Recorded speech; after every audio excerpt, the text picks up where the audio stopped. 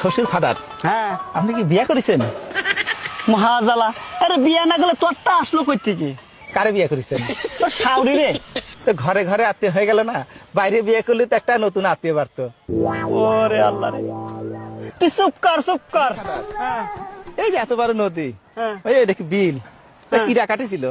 তোর বাপ কাটিছিল। এত মাটি ফেলেছিল কেন? আমি খাইছিলাম রে, আমি খাইছিলাম। যাতে কিস কিস করে নাই বালু মাটি।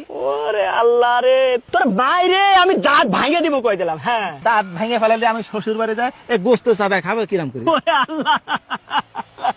শ্বশুর ফাদার কি হাসতেছেন? না না না, আমি কাশতেছি। আমি আসছি হাসতেছেন। এই ভিতরে আমার কাছে আমার মেয়ে বিয়ে দিয়ে আমি ছাই খাইছি, ছাই।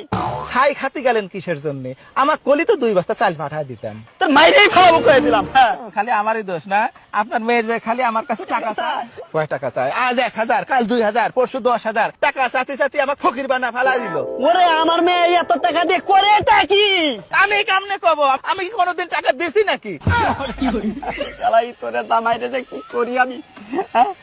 এই এটা তো আল্লাহ, তুমি আমারে উঠায় নাও। দেশের শ্বশুর সমাজের বলি, মেয়েকে বিয়ে দেওয়ার আগে জামাইয়ের সাথে মেয়ের মানাই কিনা, জামাই বুকা কিনা, এই সব কিছু দেখে তারপরে তোমরা তোমাদের মেয়েরে বিয়ে দিও।